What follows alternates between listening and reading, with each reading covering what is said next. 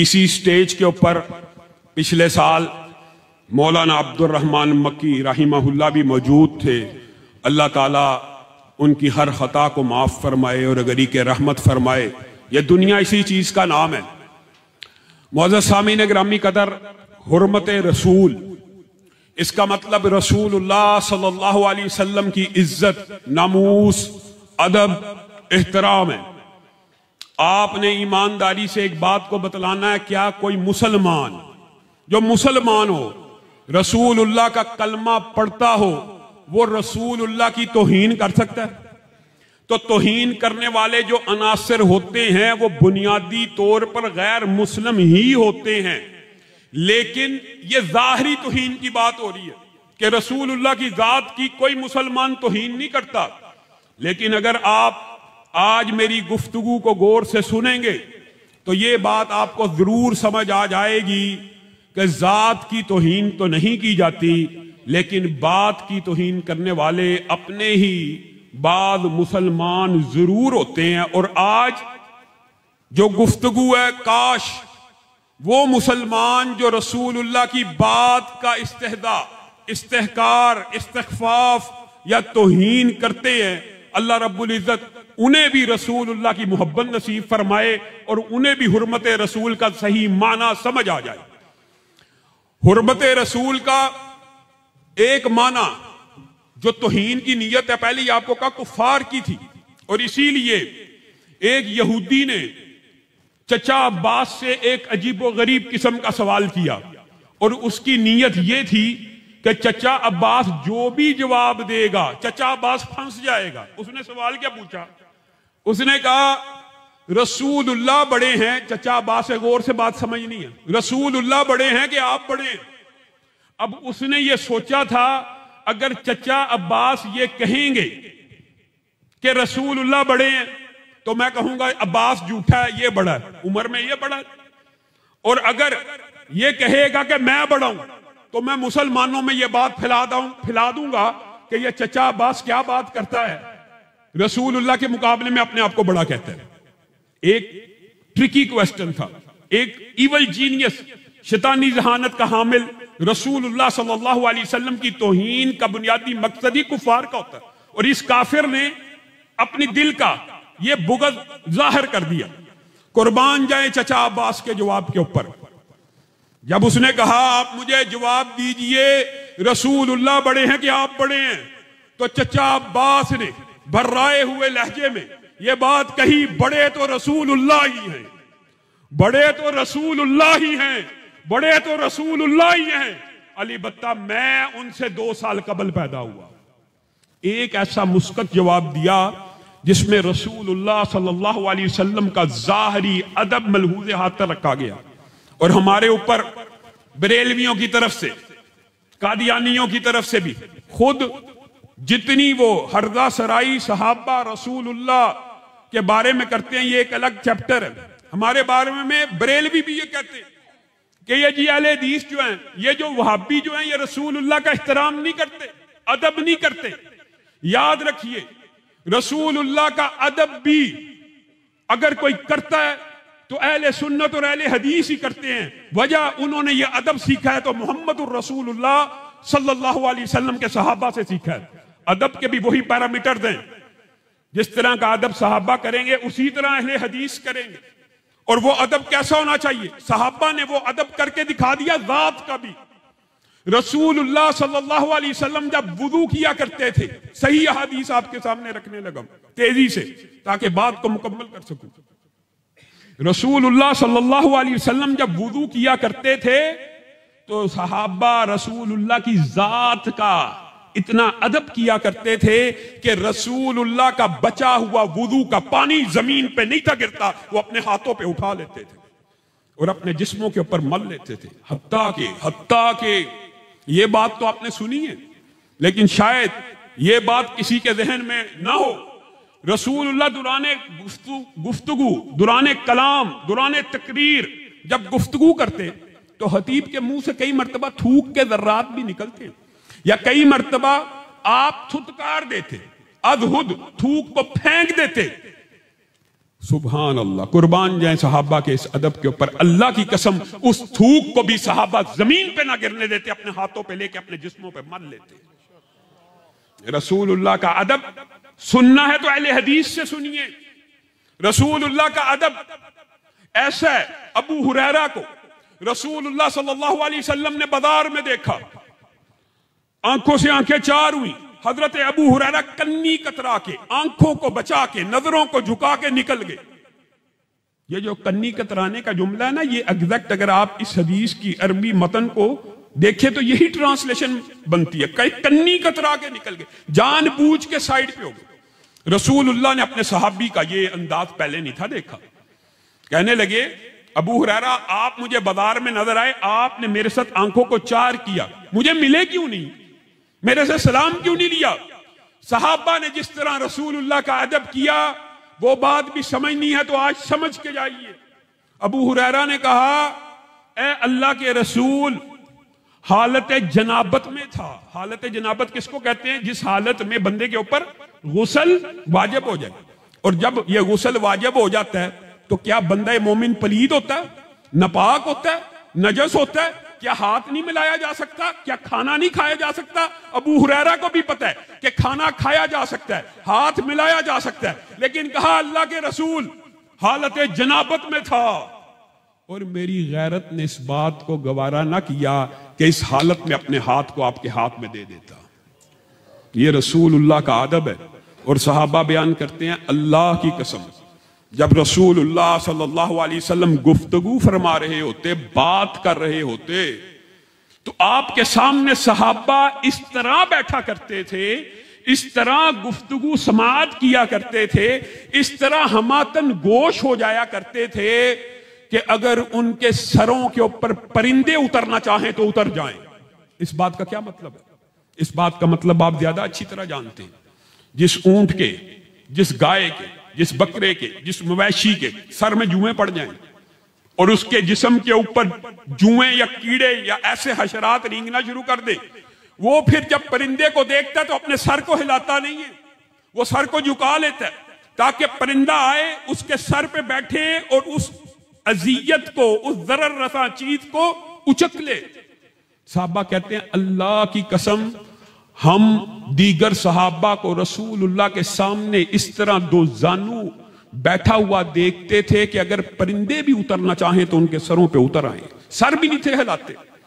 और अदब ऐसा है कि रसूलुल्लाह सल्लल्लाहु अलैहि वसल्लम, अबू अय्यूब अंसारी का पता है ना कौन है? मेजबान रसूल है। मदीना के अंदर रसूलुल्लाह सल्लल्लाहु अलैहि वसल्लम, हुर्मत रसूल का असल मफहूम काश आज हमें समझ आ जाए। मदीना के अंदर रसूलुल्लाह के लिए अपना घर खोल दिया, आइए बैठिए, आपके लिए पूरा पोर्शन हाजिर है, आप कहां रहेंगे, मैं ऊपर वाले पोर्शन में चला जाऊंगा। रसूलुल्लाह को नीचे वाले पोर्शन में शिफ्ट किया, खुद ऊपर वाले पोर्शन पे चल दिए, बीवी बच्चों को भी लिया, छत पे चढ़ गए।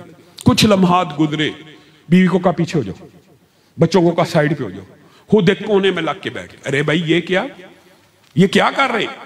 और पूरी रात इस आलम में गुजार दी। रसूलुल्लाह सल्लल्लाहु अलैहि वसल्लम ने सुबह उनकी आंखों से, उनकी हालत से इस बात का अंदाजा किया कि अबू अय्यूब ने नींद पूरी नहीं की।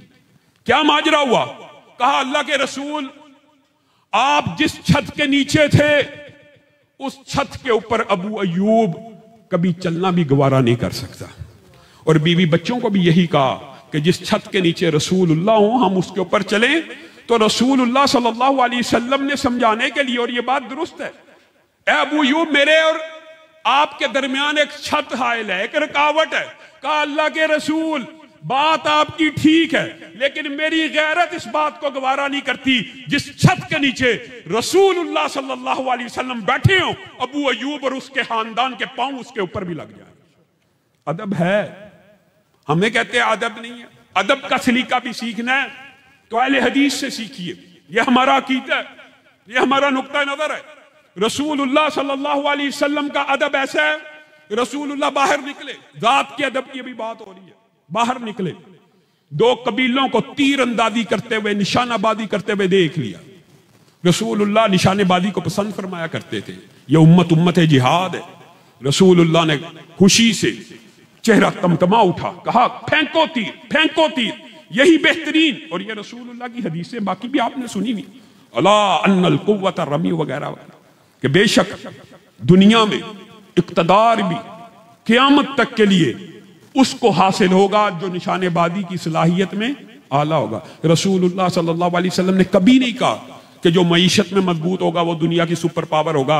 रसूलुल्लाह ने 1400 साल पहले इस बात को आपको और मुझे समझा दिया कि निशानेबाजी असल सुपर पावर का नाम है, असलहा सादी असल सुपर पावर का नाम है। जो हथियार सादी में और निशानाबाजी में आगे होगा वही दुनिया की सुपर पावर होगा। और आज रसूलुल्लाह की हदीस को देख लीजिए, मईशत जापान की सबसे आला है।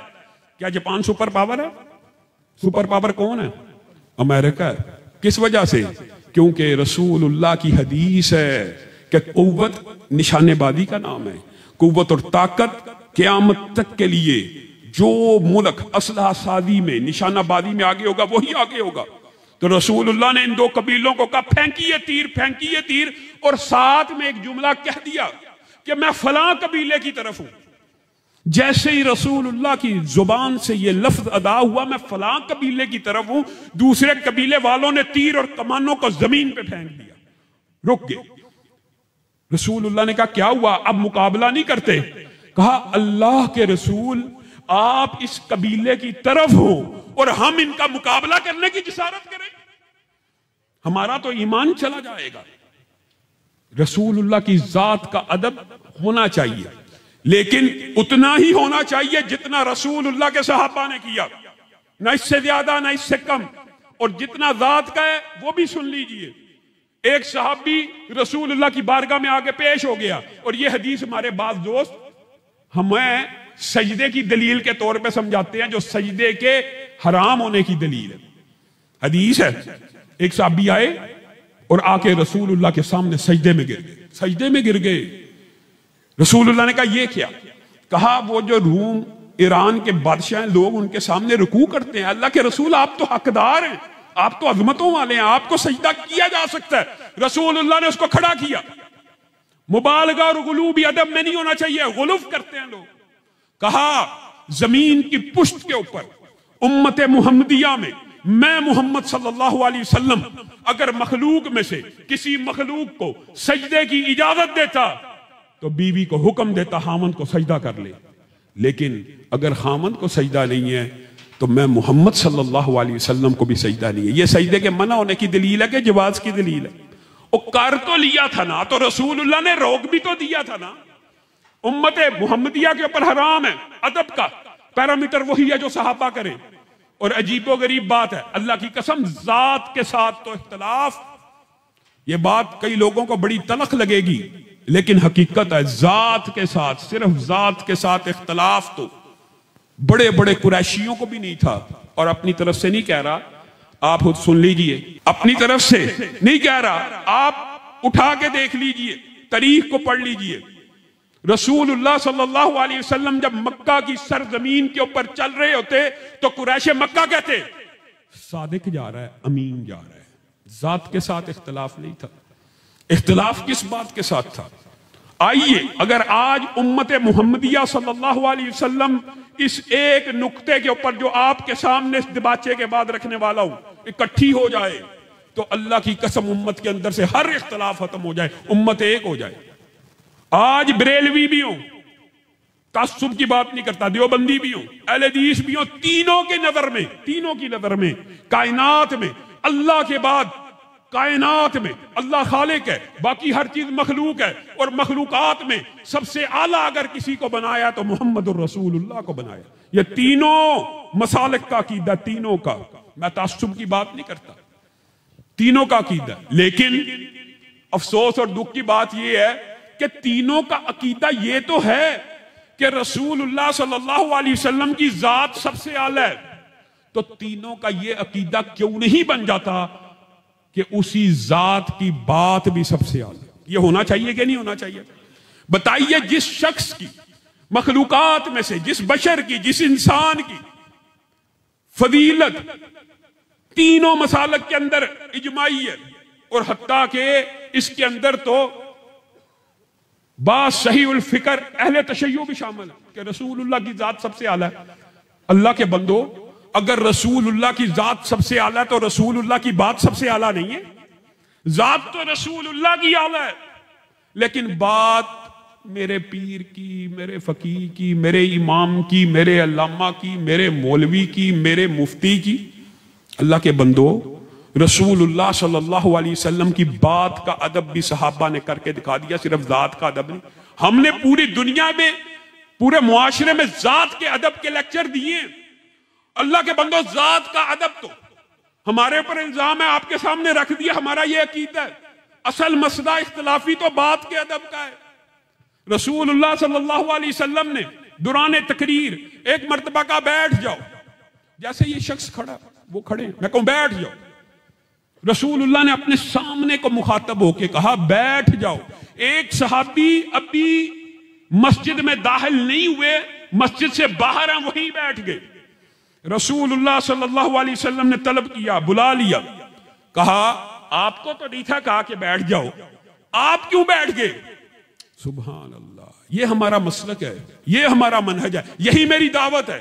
हर बरेलवी को, हर देवबंदी को, हर अहले हदीस को भी, अहले हदीस को भी यही दावत है। बाद लोग ये समझते हैं हम अहले हदीस हैं तो हमारे ऊपर शायद रसूलुल्लाह के हदीस मानना फर्ज नहीं है। अहले हदीस है तो हम चाहे दाढ़ी कटाते रहे, हमें माफ है। बरेलवी और देवबंदी के ऊपर तो फट हम इतराज करते हैं। रसूलुल्लाह ने कहा दाढ़ी छोड़ दो, कितनों ने छोड़ी है, फिर भी कटाते, फिर भी कटाते। ये रसूलुल्लाह की बात का अदब है। अहले हदीस भी अपने गिरेबानों को टटोले और देवबंदी और बरेलवी भी टटोले। रसूलुल्लाह ने उसको कहा आप क्यों बैठ गए? मैंने आपको तो नहीं थका। उन्होंने जो जवाब दिया, काश मेरा और आपका यह अकीदा मरते दम तक बन जाए और अल्लाह ताला हमें जन्नत में इकट्ठा कर दे। उस साहबी ने कहा अल्लाह के रसूल, आपकी आवाज मेरे कान में टकराई, बैठ जाओ। अगर मैं खड़ा रहता मेरा ईमान जाया हो जाता। बताइए, अगर सहाबी के कान से ये आवाज टकराए बैठ जाओ, वो उसी टाइम बैठ जाता है, हालांकि उसको कहा भी नहीं है।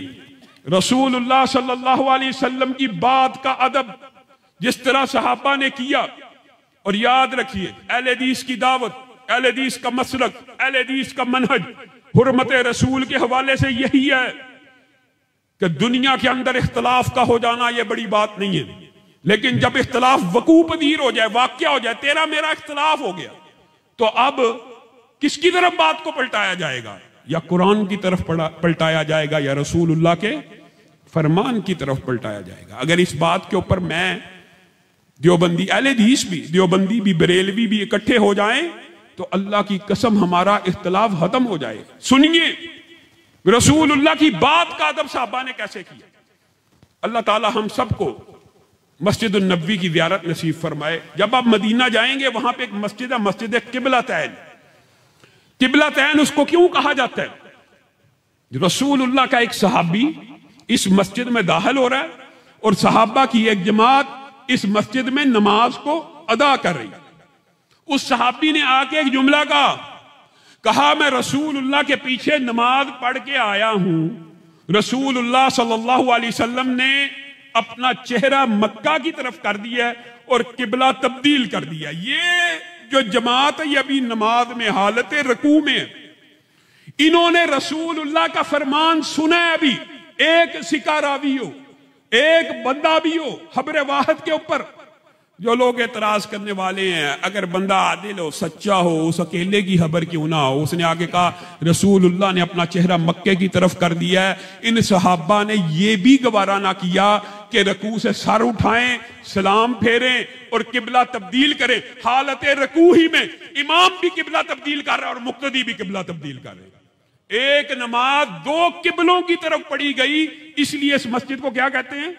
मस्जिद किबलतैन। एक नमाज दो किबलों की तरफ। अब इनसे कोई पूछे अल्लाह के बंदो रकू से सर उठा लेते, सलाम फेर के फिर चेहरा खाना काबा की तरफ कर लेते, तो इनका भी वही जवाब है जो उस सहाबी का है कि रसूलुल्लाह का अमल, रसूलुल्लाह का फेल, रसूलुल्लाह की बात कान से टकराई कि किबला आज के बाद मक्का है।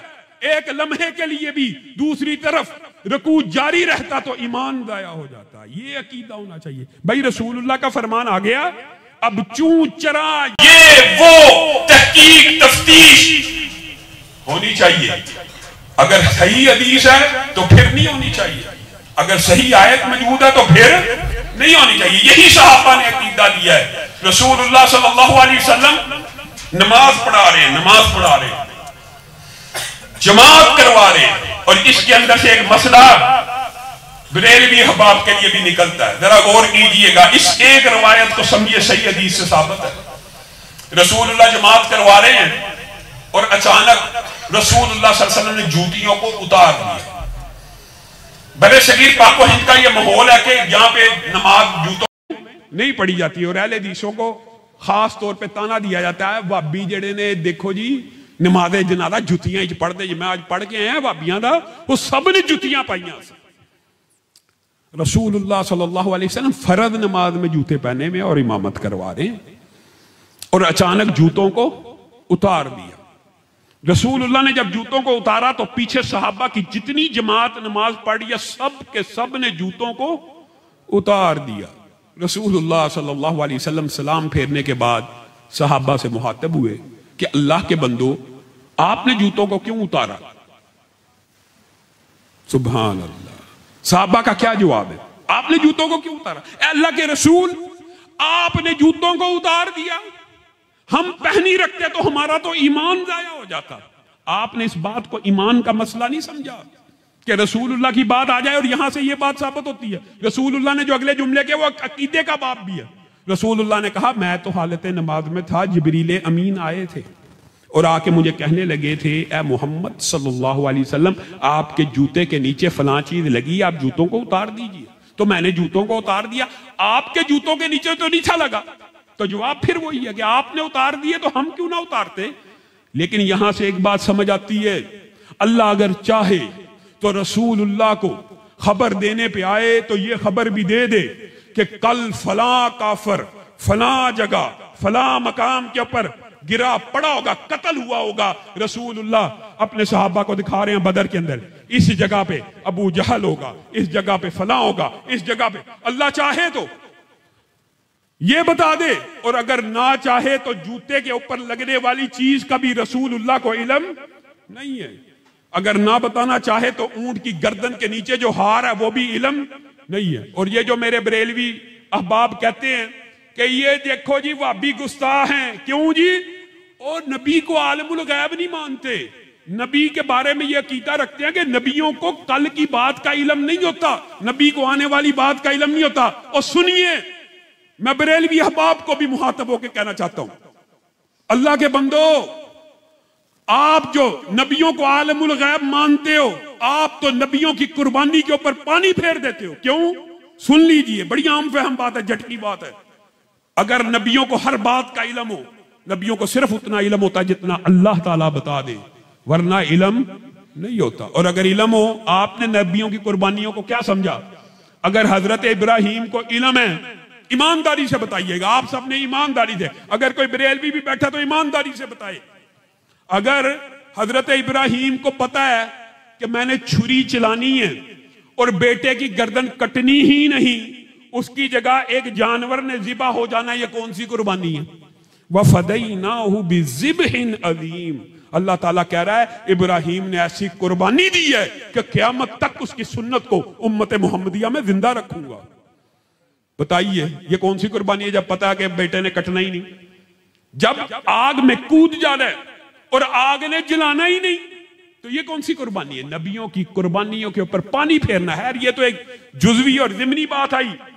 सहाबा ने रसूलुल्लाह की जिंदगी को, मैं अक्सर ये बात कहता हूं, अक्सर सहाबा ने, ये जिस तरह कैमरा हमारी रिकॉर्डिंग कर रहा है ना, अल्लाह की कसम सहाबा ने इस कैमरे से भी ज्यादा बेहतर अंदाज में रसूलुल्लाह की जिंदगी की रिकॉर्डिंग की है और उम्मत मुहम्मदिया तक पहुंचा दी है। वजह यह है, लक़द काना लकुम फी रसूलिल्लाहि उस्वा, के रसूलुल्लाह की जिंदगी तुम्हारे लिए नमूना है। आप बताइए, अगर नमूना महफूज ना हो, अगर सैंपल महफूज ना हो, तो उसकी पैरवी की जा सकती है, उसकी इत्तबा की जा सकती है? कुरान पाक में बिल वास्ता या बिला वास्ता 700 मकामात के ऊपर रसूलुल्लाह की इताअत का, रसूलुल्लाह जो दे उसको पकड़ने का, रसूलुल्लाह जिससे रोके उससे रुकने का हुक्म है। और आखिर में उसका खुलासा यह है कि रसूलुल्लाह की सुबह दोपहर शाम उठना बैठना, वुदू, कदाए हाजत, उम्रा, रोजा, नमाज, ज़कात क्या है? नमूना है। और गांधी साहब और मुनकरीन हदीस कहते हैं कि वो नमूना ही महफूज नहीं, नमूना ही महफूज नहीं। अल्लाह ताला 700 जगह पे जिस नमूने की पैरवी की बिल वास्ता बिला वास्ता इत्तबा की तलकीन कर रहा है, इन बदबख्तों के नजदीक वो नमूना महफूज ही नहीं, तो अल्लाह ताला हमें किसकी पैरवी का हुक्म दे रहे हैं? आम फहम बात है। एक मिसाल देके अपनी बात को आगे बढ़ाऊंगा। आप एक दर्जी को एक सूट सिलने के लिए दें और उसको कहें सैंपल के मुताबिक सी दो, सैंपल के मुताबिक सी दो, 1 मरतबा 2 मरतबा, आप उसको 10वीं मरतबा कॉल करेंगे ना, वो आगे से कहेगा ओ बेवकूफ इंसान, सैंपल देता नहीं, सैंपल मुझ तक पहुंचाया नहीं और कहता सैंपल के मुताबिक सी दूं। माद अल्लाह की मिसाल नहीं है, लेकिन अल्लाह 700 मकामात पे मुझे और आपको कह रहा है कि इस सैंपल की और नमूने की इत्तबा और पैरवी करो, और अल्लाह ताला ने वो सैंपल महफूज नहीं रखा। ये कैसी जहालत है? दीन मुकम्मल है, दीन पूरा है। रसूलुल्लाह सल्लल्लाहु अलैहि वसल्लम जो कहें जो बोले वही दीन है, और इस बात के बेशुमार दलाइल हैं।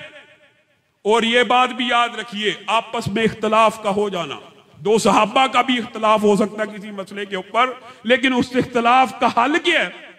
या अल्लाह की तरफ लुटा दिया जाएगा या रसूलुल्लाह की तरफ लुटा दिया जाएगा। आपके सामने एक जय्यद तरीन सहाबी जो जिनको साहिब कुरान भी कहा जाता है, हजरत उस्मान कुरान की तिलावत किया करते थे कि नहीं? आखिरी वक्त में भी कुरान पढ़ रहे थे कि नहीं? आपके पास एक मुकदमा लाया गया और आपको यह कहा गया कि ये उस्मान, हजरत उस्मान के पास एक साथी आए और कहने लगे कि मैंने अपनी बीवी से शादी की है, अभी 6 माह पूरे हुए हैं और बच्चा पैदा हो गया। और ये बात याद रखिएगा, इस मसले से कबल, इस फैसले से कबल आलम अरब में, आलम इस्लाम में 6 माह का सेहतमंद बच्चा अगर किसी के घर पैदा हो जाता था तो उसे हराम का बच्चा माना जाता था, हलाल का नहीं था माना जाता। हजरत उस्मान ने भी उसी कल्चर में तफ्तीश की, तहकीक की, मशावरत की, फिक़्ह और इज्तिहाद करने के बाद कहा ठीक है 6 माह का बच्चा हराम का बच्चा होता है, इसको औरत को संसार कर दिया जाए। औरत को जब संसार करने का हुक्म हुआ, बाजार में लेके गए तो हजरत अली के कानों से भी ये बात टकरा गई कि एक औरत को संसार किया जा रहा है इस वजह के ऊपर कि उसने 6 माह क्यों हम मुद्दत हमल से बच्चा जन्म दिया। हजरत अली दौड़ते हुए हजरत उस्मान की बारगाह में आए और उसको कहा कि रुक जाओ। उन्होंने कहा हम नहीं रुक सकते, खलीफा का ऑर्डर है, आप खलीफा से बात कीजिए। दौड़ते हुए आए, कहा है उस्मान आपने जो अभी ऑर्डर जारी किया है, इस ऑर्डर की आपके पास क्या दलील है? उस्मान खलीफा है, खलीफा राशिद है, और अली हजरत उस्मान को कह रहे हैं कि आपके पास इस बात की क्या दलील है? उस्मान ने कहा मैंने इज्तिहाद किया, गौर व फिक्र किया, मुशावरत की है, मुझे जो समझ आई वो यही है कि 6 माह के बच्चे को अरब में कुरैश में हराम का बच्चा माना जाता है, इसलिए इसको हराम का बच्चा हम तस्लीम करेंगे और मैंने इसके संसार का ऑर्डर दे दिया। अहलन व सहलन मरहबा, इसके संसार का ऑर्डर दे दिया। हजरत अली ने कहा ए उस्मान 6 माह का बच्चा तो कुरान पाक में मौजूद है। तो उस्मान ने आगे से क्या हजरत अली को यह कहा कि तू बोता कुरान पढ़े हैं? मैं कुरान नहीं पढ़िया। सहाबा का भी कई मर्तबा एक ही मसले के ऊपर इख्तलाफ राय हो जाता था, तो उस इख्तलाफ राय में जो दलील की इत्तबा और पैरवी होती थी वही मानी जाती थी। या रसूलुल्लाह की बात को माना जाएगा या अल्लाह की बात को माना जाएगा। तो रसूलुल्लाह सल्लल्लाहु अलैहि वसल्लम के ये सहाबा आपस के अंदर इस बात में उलझ रहे। आप साहब के लिए जगह छोड़े ना, आगे आगे आगे आगे आप साहब बिठाओ, आज आजे आजे आहलन व सहलन मरहबा। बैठे बैठे बैठे बैठे आपके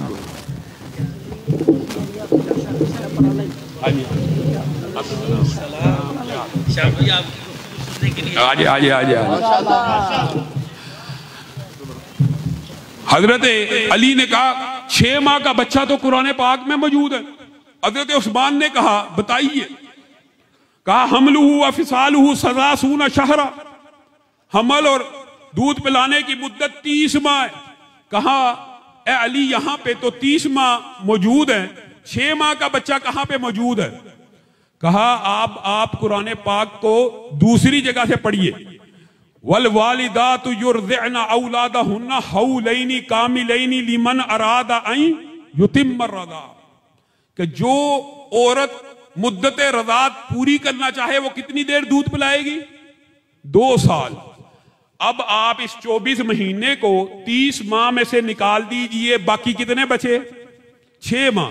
तो 6 माह का बच्चा तो कुरान पाक के अंदर मौजूद है। हजरत उस्मान हजरत अली को पकड़कर तेजी से दौड़े, और ये वो वक्त था जिस वक्त उस औरत को दफन किया जा चुका था और सिर्फ सर बाहर था, और उसकी बहन उसके ऊपर खड़ी रो रही थी और उसको कह रही थी तू जना के इल्जाम में संसार हो जाएगी, आज के बाद हमारी पूरे खानदान के लिए एक तान बन जाएगा। तो वो जो दफनशुदा औरत है वो कह रही थी, ये जुमला सही सनद से साबित है कि अल्लाह की कसम, गम न कर और परेशान ना हो और रो मत, मैं अल्लाह को गवाह बना के कहती हूं मुझे मेरे खामंद के अलावा किसी ने नहीं हाथ लगाया।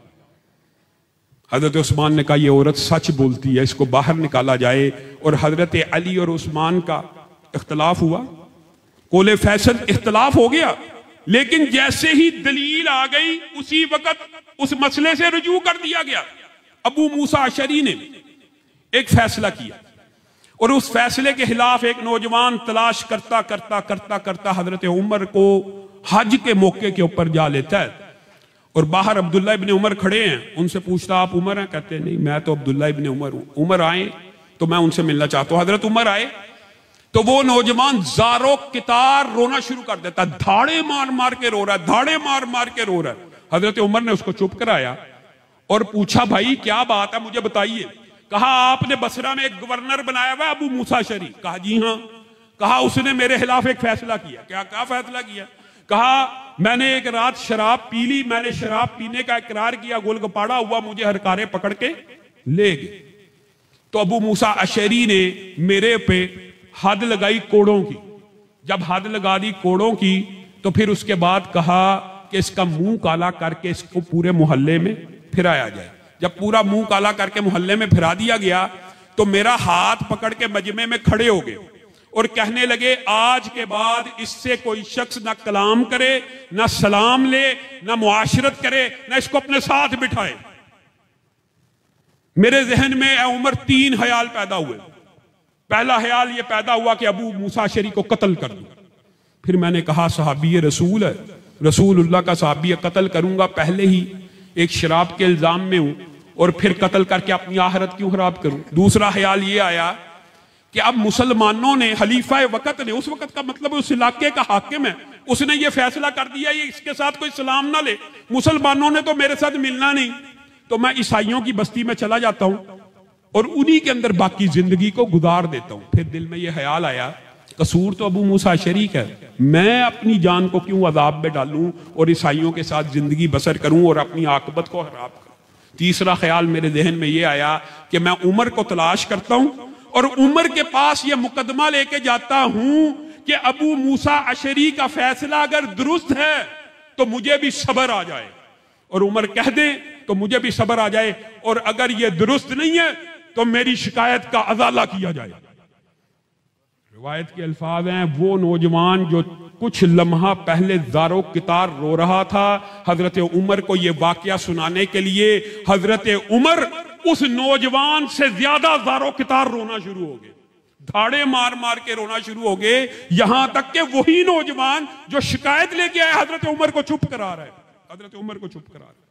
हजरत उमर ने एक लेटर लिखा मुख्तसर अबू मूसा अशरी, और आपके जहन में शायद ये ख्याल आ रहा हो कि अबू मूसा अशरी शायद कोई नॉर्मल साहबी है या उनका कुछ मुकाम व मर्तबा कम है। अल्लाह की कसम यही अबू मूसा अशरी थे। हजरत उमर ने इनको मजाक से कहा था, और जब आए अबू मूसा अशरी हम सबकत ले गए हमने हिजरत में पहल की, तू हिजरत में बाद में आया है, हमें तुझसे ज्यादा सवाब मिला है। तो आसमान से जिब्रील अमीन का नज़ूल हुआ था, मुहम्मदुर रसूलुल्लाह सल्लल्लाहु अलैहि वसल्लम के ऊपर नज़ूल हो गया। और जिब्रील अमीन ने कहा, उमर अबू मूसा अशरी को ये कहता है, उमर को बताइए कि अबू मूसा अशरी बाद में नहीं आया, बल्कि उसको एक की बजाय 2 हिजरतों का सवाब मिल गया। रसूलुल्लाह ने बाहर आके उमर को बताया कि अबू मूसा अशरी तेरे से पीछे नहीं रहा, बल्कि उसको 2 हिजरतों का सवाब मिला। वजह, अल्लाह के बंदे, उसने हबशा में भी एक हिजरत की है, हबशा से तहीर में पहुंचा है, तो उसको हबशा की हिजरत का भी सवाब मिला है और मदीना की हिजरत का भी सवाब मिला है। और ये वही अबू मूसा अशरी हैं जिनको रसूलुल्लाह ने यमन में बनाया था, और ये वही अबू मूसा अशरी हैं कि खुद हजरत उमर ने, जब आपका बिलअमूम ये तर्ज अमल था, किसी हाकिम को, किसी वाली को 2 साल के बाद तब्दील कर दिया करते थे, इस वजह से कि वहां के लोगों के साथ इसकी जान पहचान हो गई है, तो ये मामलात में नरमी ना कर दे। जब अबू मूसा अशरी का टन्योर पूरा होता तो वो कहते अबू मूसा अशरी नरमी करने वालों में से नहीं है, मदाहनत करने वालों में से नहीं है, मामला किसी के साथ अपनी यारी दोस्ती की वजह से रियायत नहीं करेगा। इतना फकीह साहब भी है कि रसूलुल्लाह सल्लल्लाहु अलैहि वसल्लम ने कहा, जिस वक्त मैं मदीने में ना हूं, चला जाऊं, तो मेरी जगह अगर फतवा देगा तो अबू मूसा अशरी देगा। इस अबू मूसा अशरी को खत लिखा हजरत उमर ने। यह सहाबा का इख्तलाफ हो जाता था, लेकिन जब रसूलुल्लाह की बात या कुरान की बात आ जाती थी तो वही कौले फैसल होता। खत लिखा, अबू मूसा अशरी, मैं तुझे यह रुक्का लिख के इस बच्चे के हाथ भेज रहा हूं, अगर तूने इससे, अल्लाह से और पूरे इलाके से इस अमल की माजरत और माफी न मांगी तो मैं तुझे गधे के ऊपर चक्कर लगवा के तेरा मुंह काला कर दूंगा। अबू मूसा अशरी घबरा गए। लेटर के अल्फाज के नीचे एक जुमला है, यह हदूदुल्लाह है, हालांकि हाकिम वक्त तादीरन किसी भी सजा को नाफिज कर सकता है देने के लिए, लेकिन जैसे ही रुका पड़ा, अबू मूसा अशरी ने खुतबा दिया, लोगों को इकट्ठा किया, अल्लाह से माफी मांगी, नौजवान से माफी मांग के कहा, अल्लाह की कसम, अल्लाह की कसम, मेरे दिल में रसूलुल्लाह की एक हदीस थी जिसकी वजह से मैं ये अमल कर बैठा कि रसूलुल्लाह ने कहा था शराब उम्मुल खबाइस है। तो मेरे जहन में आया कि इस नौजवान को अगर निशाने इबरत बना दूंगा तो लोग इस उम्मुल खबाइस से दूर हो जाएंगे, और इसके बाद इसको हाथ नहीं लगाएंगे तो उम्मत से ये फितना खत्म हो जाएगा।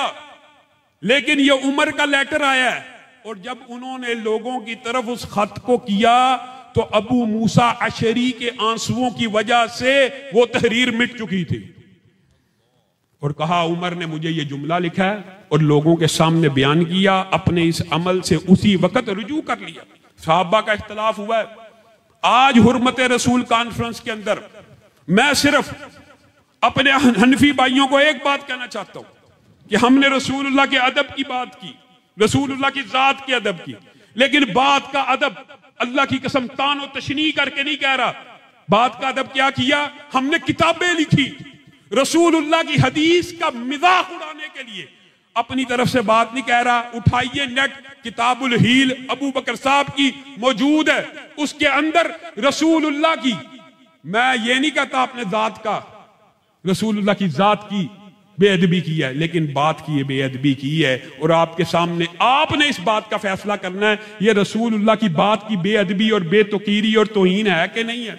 एक बंदा अल्लाह और रसूल के अहकामात की तौहीन है, एक बंदा अगर उसके पास ज़कात निकालने के साहिब निसाब हो और 1 साल के बाद उसके ऊपर ज़कात वाजिब हो जाए, तो किताबुल हील में लिखा है एक बहाना उस ज़कात से बचने के लिए, जब 11 माह उसके पास माल इकट्ठा हो जाए तो 11वें महीने क्या करे?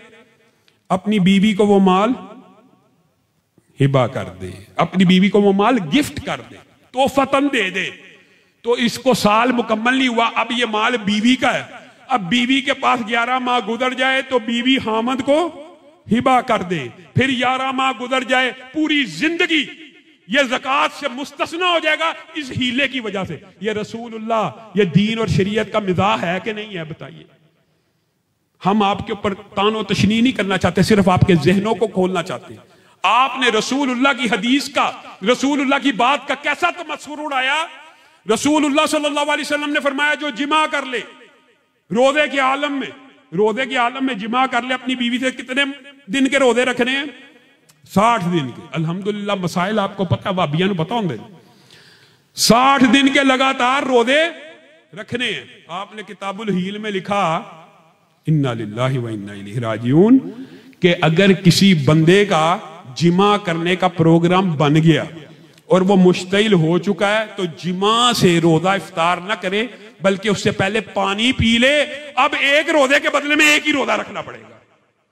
इन्ना लिल्लाहि व इन्ना। बताइए ये रसूलुल्लाह की हदीस का मजाक है कि नहीं है?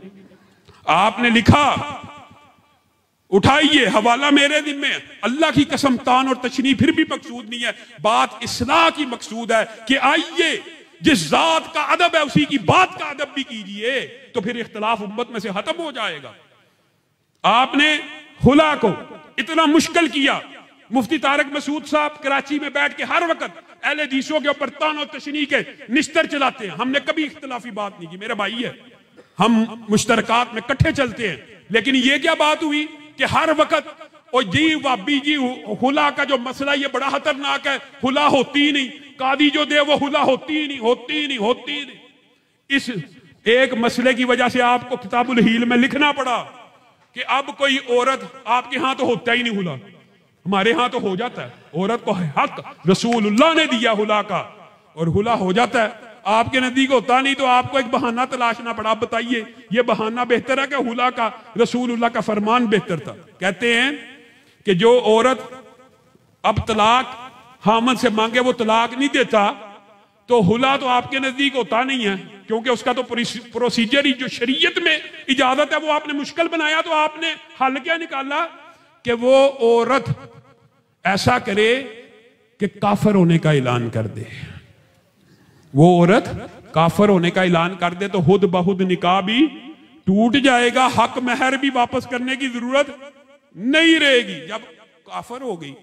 अब इस बंदे को ये अकल ना आई कि हुला लेने से जो मसाइल आपके हैं आप उनमें नरमी पैदा करें, यहां पे औरत क्या हो जाए? काफिर हो जाए। जो काफिर हो जाता है कलमा पढ़ने के बाद वो क्या होता है? मुर्तद होता है। मुर्तद की इस्लाम में क्या सजा है? तलाक लेने की हद तक गर्दन भी तन से जुदा करवा ले। ये इनकी अकल है। रसूलुल्लाह सल्लल्लाहु अलैहि वसल्लम की हदीस का जब कोई बंदा इस्तेहजा उड़ाता है तो फिर हलाला जैसे मौदूआत आपके सामने आते हैं, अल्लाह माफ करे। और ये भी तानो तशनी नहीं है। और उलमाए हनाफ के अंदर एक बहुत बड़ा तबका फिक्र 90% बल्कि हलाले के मसले में अहले हदीस के साथ हम आहंग है, और वो इसको अपनी फिका के अंदर भी कहते हैं कि ये मसला नहीं था जो हमारे मौलवियों ने गढ़ के आपको बताया। और जस्टिस आयशा ने फैसला भी दे दिया, हर वो निकाह, अल्लाह के बंदो, हर वो निकाह जिसकी बुनियाद तलाक हो, निकाह मुवक्कत हो, वक़्त मुकर्रर कर दिया जाए कि मैं इस औरत के साथ 20 साल बाद अलहदगी इख्तियार कर लूंगा, मैं 20 मिनट के बाद अलहदगी इख्तियार कर लूंगा, मैं 20 दिन के बाद अलहदगी इख्तियार कर लूंगा, हर ऐसा निकाह निकाह मुता तो हो सकता है, निकाह हलाल नहीं हो सकता। याद रखिए, क्यों? निकाह के अंदर इस नीयत से इकट्ठ होता है कि हमेशा के लिए इस जिम्मेदारी को उठाऊंगा, इस जिम्मेदारी को निभाऊंगा। तलाक हो जाए बिलफर्ज वो एक अलग मसला है, तबीयतें नहीं मिली, साथ ना चल सके, वो एक अलग है, लेकिन उस दिन नीयत हमेशगी की होनी चाहिए। हलाला क्या है जी? पहले हलाला की कबाहत देखिए, ये रसूलुल्लाह की दीन और शरीयत का मजाक नहीं है। कबाहत ये है कि हामद ने तलाक दी है, तलाक तलाक तलाक जो असलन रसूलुल्लाह की हदीस के मुताबिक एक ही हुई है और अभी हक बाकी है। लेकिन आपके नजदीक तीनों वाकया हो गई हैं, औरत इद्दत में है और इसको किसी नए हामन से ब्याह दो और वो इसके साथ जिमा करे और इसको तलाक दे और उसी इद्दत के अंदर ये पहले हामद की तरफ वापस आ जाए, ये हलाला है जो सरीहन आराम है। और रसूलुल्लाह सल्लल्लाहु अलैहि वसल्लम ने लानत की है हलाला करने वाले और करवाने वाले के ऊपर। हलाला जो जायज किस्म थी कुरान के अंदर जिसका सबूत था वो ये है कि किसी औरत की किसी मर्द से शादी हो गई, उनकी इत्तफाकन तलाक हो गई, इस नीयत के ऊपर निकाह नहीं किया कि एक जिमा के बाद 3 रातों के बाद इसको छोड़ दूंगा। अल्लाह के बंदो ये मसला याद रखो, कोई भी निकाह जिसके अंदर वक़्त का तयन हो कि मैं 3 दिन के बाद छोड़ दूंगा, 1 साल के बाद छोड़ दूंगा, 20 साल के बाद छोड़ दूंगा, ऐसा निकाह निकाह मुता है जो अहले सुन्नत अहले हदीस के यहाँ अहनाफ के यहाँ भी जायज और दुरुस्त नहीं है। लेकिन यह हीला एक बहाना बनाया इस औरत को हलाल करने के लिए, शरीयत की धज्जियां उड़ा दी गई।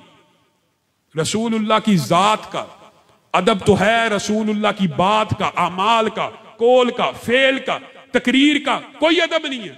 और सहाबा ने रसूलुल्लाह का ये अदब ऐसे किया है कि अब्दुल्ला इब्ने उमर रसूलुल्लाह के पीछे चल रहे हैं, अचानक रुक जाते हैं, रसूलुल्लाह पीछे मुड़ के देखते हैं, आप चलते क्यों नहीं है? कहा रसूलुल्लाह सल्लल्लाहु अलैहि वसल्लम एक घाटी सी आई थी और आपने उस घाटी को पार किया। अब्दुल्ला इब्ने उमर की नजरें उचक गई, वो देख ना सका कि आपने घाटी को अबूर करते हुए दायां पांव पहले रखा है कि बायां पांव। अब मैं सोच रहा हूं कि मैं दाएं पांव से पार करूं कि बाएं से पार करूं। सहाबा ने रसूलुल्लाह सल्लल्लाहु अलैहि वसल्लम के कौल फेल अकवाल को इस तरह महफूज किया कि रसूलुल्लाह जब दुनिया से चले गए, एक शख्स, एक सहाबी रसूलुल्लाह सल्लल्लाहु अलैहि वसल्लम के चेहरे की तरफ बढ़ता है, आपकी दाढ़ी को टटोलना शुरू कर देता है। लोग पूछते ये क्यों टटोल रहे हो? कहा आने वाली उम्मत में कोई शख्स ऐसा आ सकता है जो हमसे ये सवाल पूछ ले कि रसूलुल्लाह की दाढ़ी में कितने बाल सफेद थे। मैं गिन रहा हूं और गिन के उम्मत को बता रहा हूं कि रसूलुल्लाह की दाढ़ी में जब वो दुनिया से चले गए 18 बाल सफेद थे। बताइए, जिस रसूल की जिंदगी की अल्लाह ने इस तरह हिफाजत की हो और सहाबा की ये ड्यूटी लगाई हो और उनको पाबंद किया हो कि रसूलुल्लाह का एक एक अमल, एक एक कौल, एक एक फेल अपनी उम्मत को दे के जाना है, उसी रसूलुल्लाह की जिंदगी का नमूना गांधी साहब के नजदीक महफूज नहीं है, मुनकरीन हदीस के नजदीक ये सैंपल भी महफूज नहीं है। अल्लाह के बंदो, रसूलुल्लाह ने दीन पूरा पहुंचाया कि नहीं पहुंचाया? कुछ चीज छोड़ के गए हैं? तो तेरा और मेरा मौलवी क्या रसूलुल्लाह सल्लल्लाहु अलैहि वसल्लम से ज्यादा मुखलस है कि रसूलुल्लाह ने कुल का नहीं बताया, रसूलुल्लाह ने चहलम चलीसवे का नहीं बताया, लेकिन मेरे मौलवी ने कहा ये हो जाता है, ये ठीक है। अल्लाह के बंदो, इस अकीदे की भी इस्लाह करो और इसी हदीस के ऊपर मैं अपनी बात को खत्म करूंगा।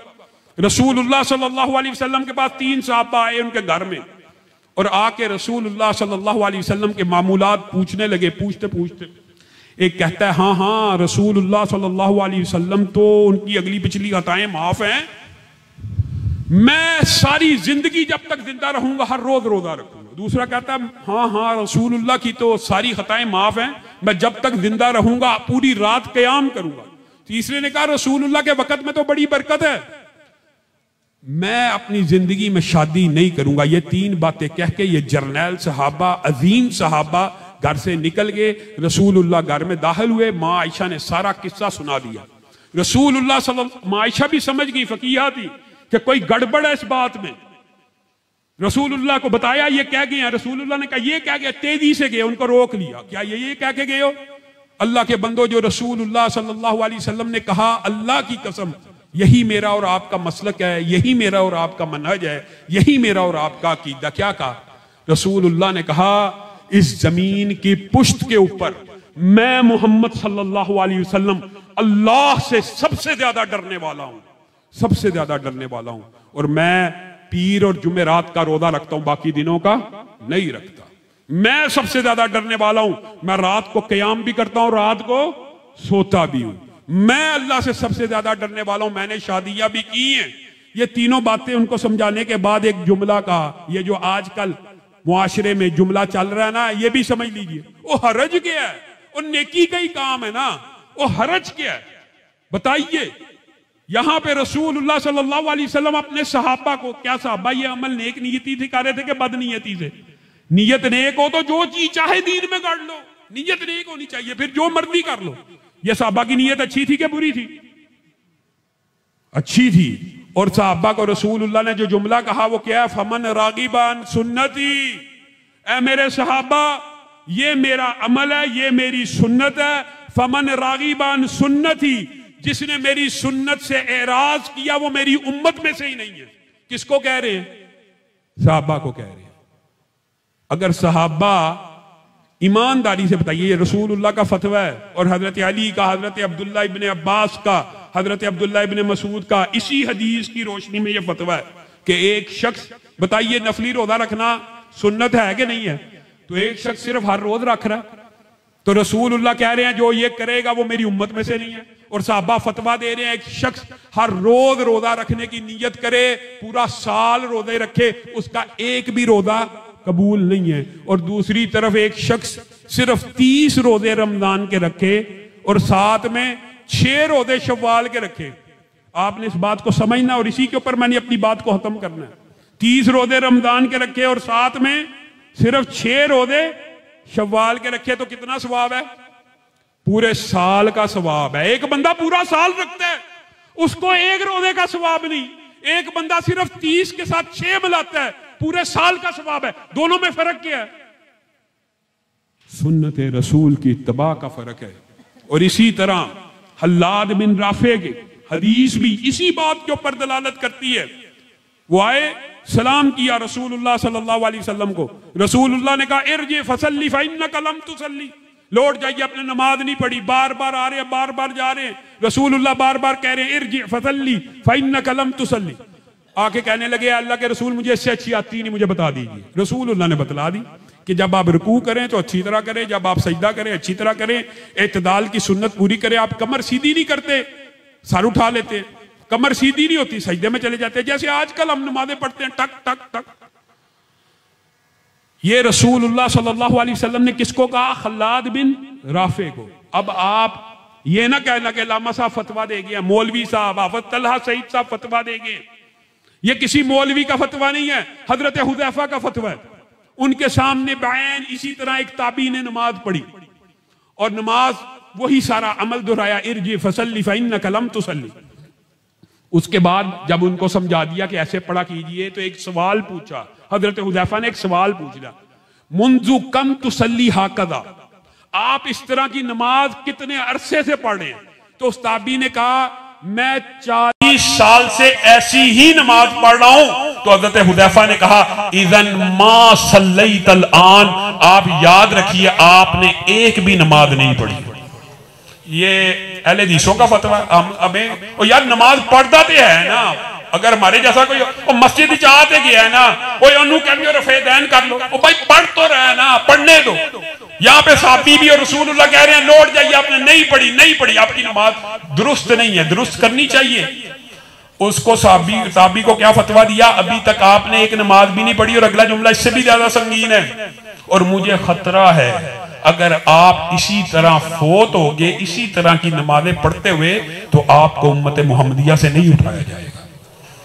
एक फतवा ये है कि अगर रसूलुल्लाह सल्लल्लाहु अलैहि वसल्लम की तरह नमाज न हो तो उम्मत मुहम्मद, ये साहबी का फतवा है, ये मेरा किसी मौलवी मुफ्ती या फकीह की ये जिसारत नहीं है कि वो फतवा कर सके। कबूल ना कबूल करना अल्लाह के हाथ में। और दूसरी तरफ हदीस की सारी किताबों में एक हदीस मौजूद है, आपने इस बात का जवाब देना है। एक शख्स उठे, वो वैसे वुदू करे जैसे रसूलुल्लाह ने वुदू किया, और वैसे 2 रकत पढ़े, 40 साल नहीं, 40 दिन नहीं, 40 घंटे भी नहीं, एक दिन भी नहीं, सिर्फ 2 रकत वैसे नमाज पढ़े जैसे रसूलुल्लाह सल्लल्लाहु अलैहि वसल्लम ने पढ़ी है, तो ऐसे हो जाता है जैसे आज मां के पेट से पैदा हुआ। दोनों में फर्क क्या है? एक तरफ 40 साल की नमाज है, एक तरफ 2 रकतें हैं। सिर्फ एक चीज का फर्क है, वो सुन्नत रसूल है। ऐ अल्लाह, काश हुर्मत रसूल का यह तकादा भी हमें समझ आ जाए कि जिसकी जात का अदब है उसकी बात का भी अदब है। अगर हम उसकी बात के अदब को समझ लेंगे, और चाहे अहले हदीस ही क्यों ना हो, अहले हदीस अपने आप को मुस्तस्ना समझते हैं, और जी असी अहले हदीस हाँ, हुन रसूलुल्लाह दी हदीस का अमल करना साढ़े ते जरूरी नहीं। दाढ़ी भी कटा लो, दाढ़ी भी मंडवा लो, पौंचे भी थल्ले कर लो, हर चीज कर लो, भाबियां नु माफ है? नहीं माफ। रसूलुल्लाह की बात जहां आएगी वहां सर को झुकाना होगा, वहां नजरों को बिछाना होगा, वहां सीने को सुकेड़ना होगा, दिल के अंदर तंगी भी महसूस नहीं करनी होगी। और आखिर में जमीयत अहले हदीस के हवाले से, और मैं अपने बरादर अजीज तलहा सईद को अहलन व सहलन मरहबा भी कहता हूं, और इनके आने से पहले इस बात का तज़किरा भी किया। आफ्ताब पिछली मर्तबा यहाँ पे हाफिज अब्दुल रहमान मक्की साहब हमारे हमरा मौजूद थे, अल्लाह ताला उन्हें गरीक रहमत फरमाए। ये हमारे भाई हैं, हम मुश्तरकात के अंदर देवबंदियों और बरेलवियों के साथ मिलकर काम करते हैं। खत्म नबूवत का मसला हो, दिफाए सहाबा का मसला हो, तो अगर हम अहले हदीस हैं, जो हमारा मसलक मनहज एक है, तो हम एक नहीं, हम एक है। और जमीयत अहले हदीस पाकिस्तान आपको इस बात की दावत दे रही है और अल्लाह के फजल और रहमत से इन 2 सालों के अंदर जमीयत अहले हदीस पाकिस्तान ने पूरे मुल्क के अंदर अपनी कुव्वत और ताकत को मनवाया है। और अल्लाह के फजल और रहमत से जमीयत अहले हदीस एक चढ़ता हुआ सूरज है, एक रोशन चिराग है। और आपसे इस बात का तकादा करता है, मुझे आप नौजवानों के, बुजुर्गों के, साथियों के, रुफाका के हमों की जरूरत है, वलवलों की जरूरत है, तंतनों की जरूरत है। कहां पे? मीनारे पाकिस्तान के ऊपर इंशाअल्लाह 18 अप्रैल को अहले हदीसों का, फर्जंदाने तौहीद का एक अजीमुशान इज्तिमा मुनक्कद किया जाएगा, ताकि जो बंद अहले हदीस मसाजिद हैं उनके हकूक की बात को किया जा सके, जिन अहले हदीस उलमा के ऊपर मुकदमे हैं उनको छुड़वाया जा सके। इन 2 सालों के अंदर अल्लाह के फजल और रहमत से हमने 100 से ज्यादा मसाजिद को दूसरे लोगों के पंजे से आजाद करवाया और वागुजार करवाया और 20 उलमा के मुकदमे लड़े हैं। इस अजीम मिशन के लिए, इस अजीम काज के लिए, दिफाए सहाबा के लिए, हुर्मत रसूल के लिए, दिफाए खत्म नबूवत के लिए आप सब साथी सेठ नजाकत साहब की क़यादत में इस बात का वादा करते हैं, ज़िशानुल हक और इरफानुल हक साहब की क़यादत में, कि सब साथी मीनारे पाकिस्तान आएंगे 18 अप्रैल को। साहब कदम पर आओ, हाथ उठाकर वादा करें, हाथों को उठाकर लामा साहब कदम पर आओ। लामा तेरा एक इशारा और दूसरी बात, हाजिर लहू हमारा। लामा तेरा एक इशारा, हाजिर हाजिर लहू हमारा। लामा तेरा एक इशारा। आखिर में ये बात भी कहना चाहता हूं कि जमीयत अहले हदीस के इंतखाबी मंशूर के हवाले से आप इस बात के ऊपर आगाह हैं कि हम ये दावा नहीं करते जमीयत अहले हदीस पाकिस्तान के हम हर हल्के से अपना कैंडिडेट खड़ा करेंगे, लेकिन ये दावा जरूर करते हैं कि इस हल्के के अंदर भी, जिस हल्के में भी जमीयत अहले हदीस की तंजीम मौजूद है, सेठ नजाकत साहब, इरफानुल हक साहब, ज़िशानुल हक साहब अपने हल्के के जिस कैंडिडेट के हक में ऐलान करेंगे उसी का पलड़ा भारी होगा। आप सब साथी उस उम्मीदवार को वोट देने के लिए तैयार होंगे जो अहले हदीसों के हकूक की जंग लड़ेगा, उसका साथ देने के लिए तैयार हैं।